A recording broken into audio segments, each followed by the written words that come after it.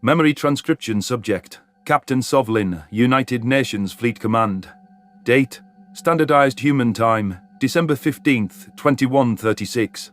There were 3 new additions to our personnel as we departed from Silis.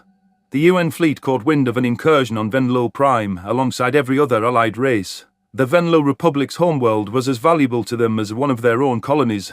Humanity couldn't weaken the strength of Sol, but they allocated every resource they could spare. Their original allies were going to have every free ship with a gun strapped to it assigned to their fortifications. It was expected to be a quiet assignment, ensuring that the Venlil system was impenetrable. The crew were allowed to take shore leave on the homeworld's surface, though we were expected to stay to be able to return to the vessel within an hour if needed. Many humans brimmed with excitement about seeing an alien planet, including Marcel and Tyler. Slanek, Onzo and the Tillfish had gone with them. The insectoids in question were Burla and Vernt, 2 of the new passengers on Monaghan's warship. Word of the Tillfish child's outburst had gotten back to Marcel, and he put in a word with the captain. The United Nations could take the Hummer, obsessed kid, to Venlil Prime, where he could interact with Terran refugees in a controlled environment. General Burla hadn't been thrilled about the proposition, but her objections fell silent when the humans whispered something about a predator disease screening. I suspect the United Nations may want to give Burla a proper diplomatic reception here. She was the sole Tillfish voter against annihilating Earth, but the Tillfish additions to the crew weren't my concern. The 3rd and final new name to our register was a human named Kiara Bari. We picked her up from a Venlil border outpost. Earth had assigned a resident therapist to the ship due to the stressors and adjustment issues our ship had faced. I recalled Marcel and Tyler's entreaties for me to seek help, so I hesitantly signed up for an appointment today. This meant I was one of a select few to remain aboard the ship, while others explored Venlil Prime. Samantha also stayed here to grieve alone. Carlos, meanwhile, had rushed off to a bar with some rowdy soldiers. I wasn't in any state to go rabble-rousing in the capital, so I sympathized with Sam, having lost her family. Regardless, it was unlikely I'd get an opportunity to see a professional about my issues outside of downtime. However, as I traveled to Kiara's office, my stomach was twisting into knots. It wasn't like I was unaware of how predator disease was treated. As much as I wanted to be cured of my mental derangement, the thought of subjecting myself to painful remedies frightened me. A severe case like mine would require more severe fixes. People who were sent to correctional facilities didn't return the same either. Marcel wanted you to do this. It's important to get help so that you never hurt anyone else, I encouraged myself. Even if your gears don't quite spin as fast after, it's a small sacrifice to squash your impulses. My claws rapped on Dr. Bari's door, and what was left of my spines bristled. The fact was, this current state of existence brought me nothing but misery and self-loathing. It was cowardice not to face my predator side, so I shouldn't lack the gumption to get this PTSD treatment Tyler mentioned. If the blonde-haired human claimed his species had an effective approach, I was inclined to believe him. Terrans were knowledgeable in medicine, contrary to Zahn's spiel. Come in. A cheerful voice called out. I forced myself to walk inside, taking in the room. A predator was dressed in civilian pelts, leaning back in a large armchair. Her sepia skin tone was a colour that was also seen in Gajid fur, and her raven hair rested against her shoulders in complex braids. A warm smile graced her face, as though she was indifferent to the dangerous nature of her patients. My gaze soaked in the rest of my surroundings, and confusion washed over me. All I saw was a small bookshelf and a desk on the far wall. Kiara was gesturing to a human-sized couch which was complete with pillows. I was stupefied that she seemed unarmed. There were no restraints tied to the couch and no sedatives on the table. All I could see was a clipboard in her hands and a tissue box on the table. Where are the brain scanners and the electroshock machines? Hello, doctor. This medical professional was separate from the ship physician. She was closest to what we called an extraneous behavior identifier. It was amusing that even predators needed such an occupation to keep their society civilized. What do you need me to do? Kiara's binocular eyes jerked over to me. Sit on the couch, Sovlin. I've been expecting you. Okay, I'm sitting and I promise I won't resist whatever you need to do. I want to get better and be a proper part of the herd. What I need to do? You're here to talk to me about any topic that you feel comfortable with. Yes, but after... What is it you think I'll do after? You're the first alien patient I've had, and it seems that many of the non-terrestrial crew are scared of speaking to me. The stigma around mental health has been fading on Earth for the past century, so I can assure you, humans won't view seeking help as a sign of weakness. I know. My Terran friends encouraged me to come here. That's excellent to hear. I am here as a resource, a bridge between aliens and humanity in our joint venture. Please explain what the perceived issue is, Sovlin, so I can begin to address it in my outreach. I don't want other non-terrestrials to see me as someone to avoid. I drew a shuddering breath. We all know your work is necessary, but if you get diagnosed with late-stage predator disease, few people want to be incarcerated, shocked or sterilized. The side effects of the meds, even for mild cases, are debilitating. Also, when the diagnosis gets out, you'll be ostracized from society and employment. I know that, and I'm still here, because I can't live like this. Dr. Bari's jaw slackened, an immediate failure to mask her surprise. Her eyes widened as a mix of horror and outrage filled her pupils. The human took several seconds to collect her thoughts, and I forced myself to hold her stare.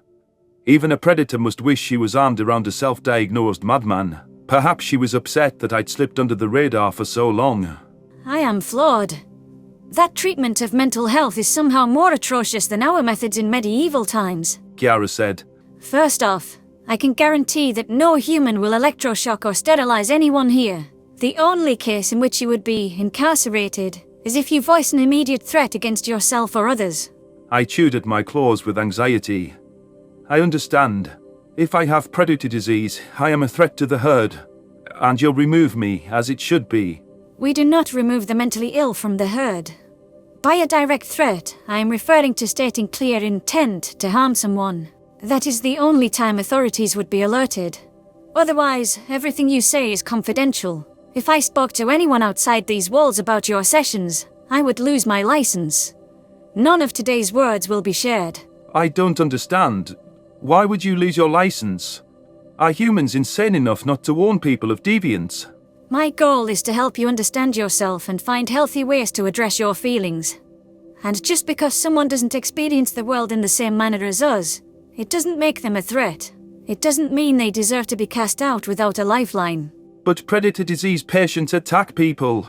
A very small number of mentally ill individuals are violent, Sovlin. Mental health is more complicated than classing a condition as predator disease or not predator disease. So what? We're just going to talk and nothing else. And this is magically going to make my illness go away. Right. We'll talk. Any diagnosis made are for you to better understand how your brain works. I may recommend that you seek evaluation for medicine if I feel it is in your best interest.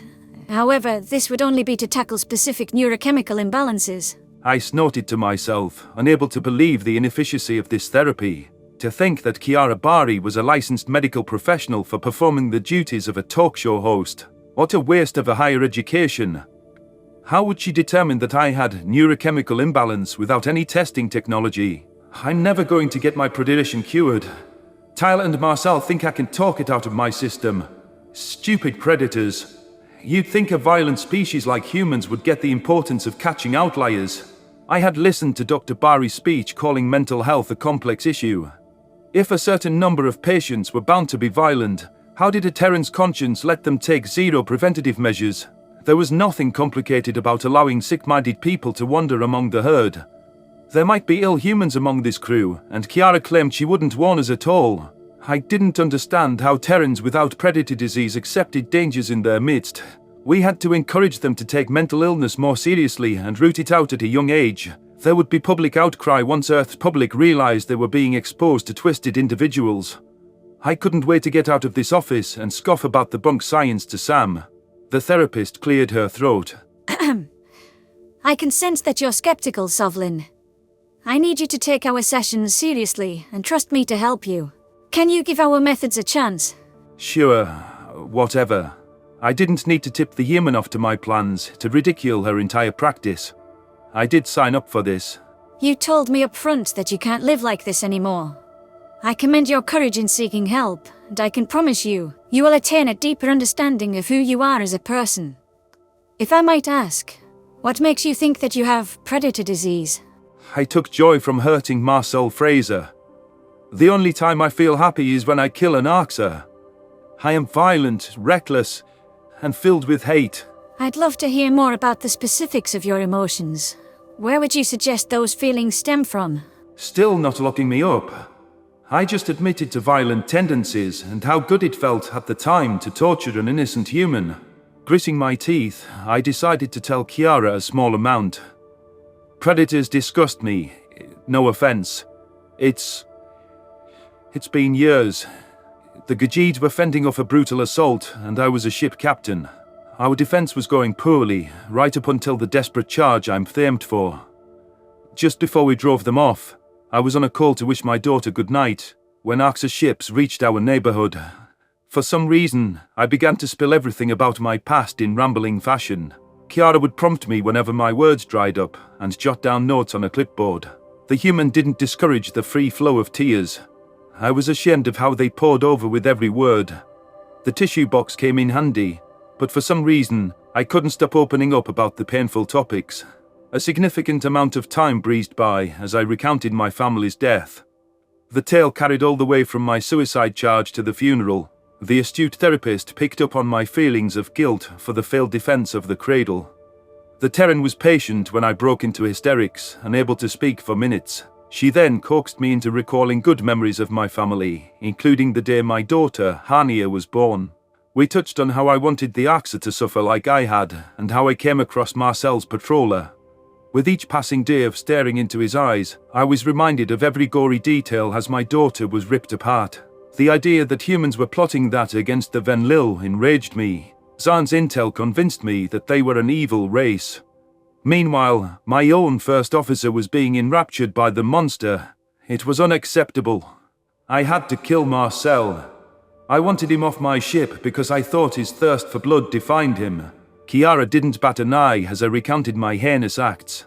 She allowed me to discuss the first evidence I saw of human empathy at the border outposts. The therapist listened with calm nods while I recounted the horror of seeing my homeworld demolished. My ignorance of humanity's true nature caused that tragedy. Faced with video evidence of Terrans dying for our civilians, I couldn't hide from the fact they could feel like us. After that last word spilled from my mouth, I hugged a wad of tissues to my snotty nose. Perhaps she understood the cradle's loss, given the undeserved attack on Earth. However, there was no question that I had brought condemnation on our race. That was without even broaching the topic of Seleni's revelation that our species was predatory ourselves. Enough of Kiara's time had been wasted listening to me sob all over myself. I slumped my shoulders and waited for her judgment. Thank you for sharing that with me, the human said. I can't imagine how difficult it's been to have all of this on your chest and to deal with such horrible loss alone. I am sorry. My head snapped up. You are sorry. I just dumped my issues all over you. You did no such thing. The intense emotional reactions you describe, as well as the flashbacks and the depression, all fit with post-traumatic stress disorder. What that means, in severe situations, trauma can cause lasting changes to your brain. You become stuck in that moment. There are steps we can take to mitigate your symptoms, including cognitive behavioral therapy and gradual exposure therapy. I don't understand. You don't have to. We are well past our time, but this was an important first step. You did a great job opening up to me. I'd like you to come back tomorrow so we can continue this conversation. I guess I can. You're a powerful listener. Humans are so attentive with your eyes and all. The therapist set her notes down on the table and walked me over to the door. It did feel a tiny bit easier to breathe having shared my journey with someone without judgment. This PTSD label I'd heard yet again was a human misunderstanding. We knew that trauma could only spark rapid onset of underlying issues, but I did owe it to Marcel to continue these talking treatments. Marcel wouldn't have suggested this if he didn't think it could help, so you have to give it a fair shake. Besides, Kiara seems like a nice enough person. Just misguided. Dr. Bari pursed her lips. Before you go, Sovlin, something you said about Marcel caught my attention. What do you mean by his thirst for blood? Did he exhibit violent traits or behavior? No, never, I answered hastily. I just mean your natural predator instincts. It's actually amazing that your empathy suppresses those without fail. You know, the whisper in your brain to eat us whenever you're hungry. Your desire to kill things when you look at them. I beg your pardon? We have no such inclinations like you detailed. Is that what you think goes through my mind when I look at you? It's okay, I don't judge you for it. I know you can't help it. Listen to me. I am telling you those predator instincts don't exist. There is nothing to suppress. Please look up the Venlil empathy tests and see how we reacted to creatures in pain. Have you ever seen humans respond to blood and gore yourself? I nibbled at my claws and encouraged my brain to ponder the question. On my first mission when the UN military freed Gajid from that Axa cattle ship, several soldiers had thrown up. The sight of Gajid corpses left Carlos ashen with disgust. I thought the aversion to gore was strange at the time. The blood hadn't enticed them, though I'd wondered later if they were repelled by their own unwanted appetites. Humans were puking on the cattle ships, I replied. Kiara nodded for emphasis. That is the normal response. We can be trained to kill, but our natural reaction is to be saddened by a creature in pain. To struggle to pull the trigger on anything we consider a person. Even trained soldiers often cannot shoot another human when it comes down to it. You're seriously telling me there isn't the slightest part of you that's drawn to death? Not at all. We don't just look at an animal and want to kill it. I can guarantee the thought of harming Slenek never once crossed Marcel's mind. I see, Doctor. Tyler told me humans were aggressive, so I thought... We can have tempers flare up, and aren't always level-headed and cooperative. That doesn't mean we like killing. Do you understand? Yes, I think so. Good. I'll see you tomorrow, Sovlin. Oh, and if you decide to share any of this, would you kindly spread the word that I'm not torturing anyone? I'm here to lend an ear to any ship member that needs it. Okay. I'll put the word out that I've, heard you only chat with people. My mind was reeling as I departed from the therapist's office. Humans had no reason to lie about their instincts when they'd come clean about their darkest feelings. I had a hard time believing that full-blown predators enjoyed killing less than I did, but the evidence supported that claim. There was so much about the Earthlings that I didn't understand. It remained to be seen if these sessions offered any benefits, but I decided to go back for a few days. What else was I going to do while we were docked on Venlil Prime? It would be nice to have a confidant, and if her hand-waving talk treatment had any effects, that miracle would be a welcome surprise.